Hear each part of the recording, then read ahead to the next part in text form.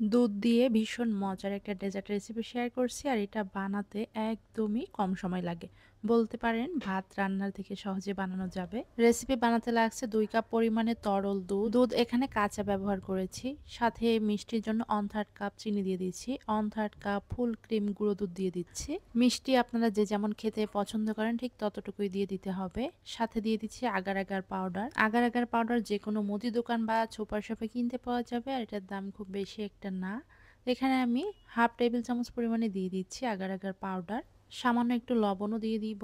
এরপর এটা ভালো করে মিশিয়ে নিব। চুলা অফ করেই কিন্তু এই উপকরণগুলো ভালো করে মিশিয়ে নিতে হবে।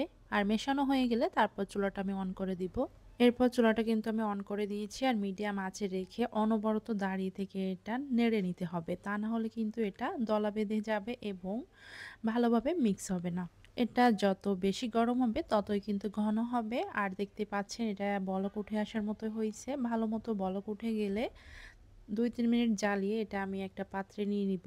আর আপনারা যে পাত্রে ছেট করবেন সে পাত্রে ঢেলে নিতে হবে। পাত্রটা অবশ্যই রান্না করার আগে কিন্তু ছেট করে রাখতে হবে। আর এই তরল দুধটা রান্না করার পরপরই কিন্তু জমাট বেঁধে যাবে। তো আমি এখানে একটা পাত্রে নিয়ে এটা ঠান্ডা করতে রেখে দিব। আর ঠান্ডা হলে ফ্রিজে রেখে দিতে হবে, নরমাল ফ্রিজে। এই রেসিপিটা বা এই ডেজার্টটা ঠান্ডা ঠান্ডা খেতে বেশি ভালো লাগে, যেহেতু সামনে রমজান মাস এবং সামনে গরম। তো আপনারা গরমে বা রমজানে এই রেসিপিটা কিন্তু অনায়াসে বানিয়ে নিতে পারবেন। আর বানানো তো একদমই সোজা, খেতেও অনেক বেশি টেস্টি হয়ে থাকে। এটা ফ্রিজে রেখে ঠান্ডা করে খেলে আরও বেশি ভালো লাগবে। তো আমি এটা কেটে নিচ্ছি পছন্দ মতো। আপনারা যে কোনো পছন্দ অনুসারে কেটে নিতে পারবেন। আর উপর থেকে আরও বেশি টেস্টি এবং আকর্ষণীয় দেখার জন্য গুঁড়ো দুধ দিয়ে দিচ্ছি। চাইলে বাদাম কুচি বা ড্রাই ফ্রুটস অ্যাড করে দিতে পারবেন, দেখতে ভালো লাগবে, সেই সাথে খেতেও ভালো লাগবে।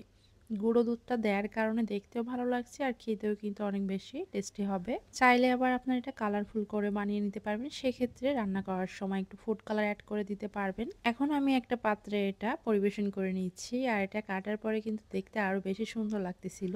রেসিপিটা ভালো লেগে থাকলে অবশ্যই শেয়ার করে দিবেন। আর এই রেসিপিটা এত বেশি সহজ, বাসায় যদি হুটহাট করে গেস্টও চলে আসে বানিয়ে কিন্তু তাদেরকে দিতে পারবেন। একদমই ঝামেলা ছাড়া একটা ডেজার্ট রেসিপি। সবাই ভালো থাকবেন। নতুন কোনো রেসিপি নিয়ে আবারও চলে আসবো। আল্লাহ হাফেজ।